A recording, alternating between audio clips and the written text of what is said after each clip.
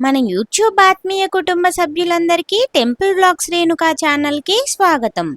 మన టెంపుల్ వ్లాగ్స్లో మీరు పల్లెల్లో, పట్టణాల్లో, కొండ ప్రాంతాలలో అలాగే నదీ తీరాలలో ఉన్నటువంటి చారిత్రాత్మక దేవాలయాల గురించి తెలుసుకోవచ్చు. ఇంతకుముందే మన ఛానల్లో ఎన్నో చారిత్రాత్మక దేవాలయాల గురించి వీడియోస్ తీసి అప్లోడ్ చేయటం జరిగింది. ఒకసారి వాటిని కూడా వీక్షించి మన ఛానల్లో ఇంకా ఎన్నో వీడియోలు ఇదే విధంగా తీసేలాగా మమ్మల్ని ప్రోత్సహించి ఆదరించి ముందుకు నడిపించండి. టెంపుల్ వ్లాగ్స్లో భాగంగా ఈరోజు నేను మీకు చూపిస్తున్నటువంటి దేవస్థానం వచ్చేసి పల్నాడు జిల్లా బెల్లంకొండ మండలం బెల్లంకొండలో కొండపైన వేంచేసి ఉన్న శ్రీ వెంకటేశ్వర స్వామివారి దేవస్థానాన్ని. మన ఛానల్ని మీరందరూ కూడా చాలా బాగా ప్రోత్సహిస్తున్నారు. చాలా సంతోషంగా ఉంది. మీరందరూ కూడా వీడియోని చూస్తున్నారు కానీ మన ఛానల్ని సబ్స్క్రైబ్ చేసుకోవట్లేదు. దయచేసి మన ఛానల్ని సబ్స్క్రైబ్ చేసుకోండి. అప్పుడే నేను పెట్టే ప్రతి వీడియో నోటిఫికేషన్ మీకు కూడా వస్తుంది. ఈ వీడియో కనుక మీకు నచ్చినట్టయితే లైక్ చేయండి. అలాగే మీ బంధుమిత్రులకు కూడా షేర్ చేయండి. ఈ వీడియో ద్వారా మీరు పొందినటువంటి అనుభూతిని కామెంట్ రూపంలో మాకు తెలియచేయండి. ఈ వీడియో మొత్తం కూడా చాలా బాగుంటుంది.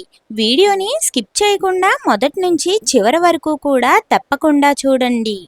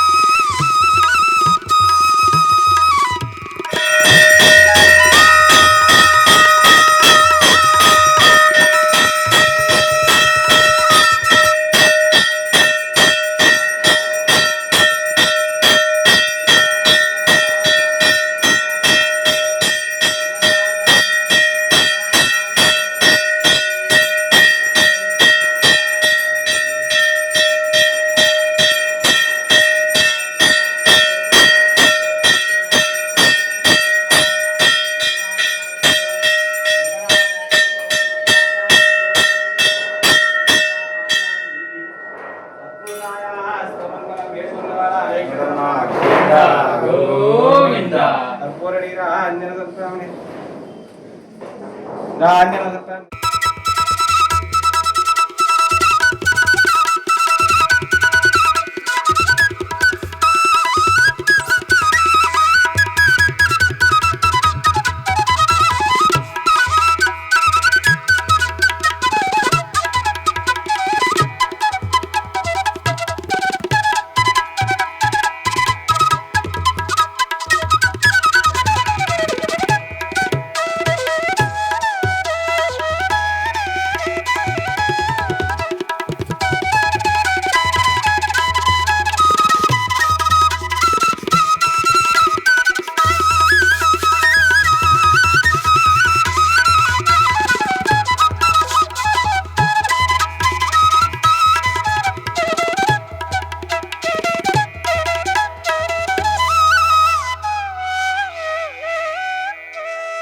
జ్ఞానాద్భుతగాత్రాయ కామితార్థప్రదాయనే శ్రీమద్వేంకటనాథాయ శ్రీనివాసాయ మంగళం.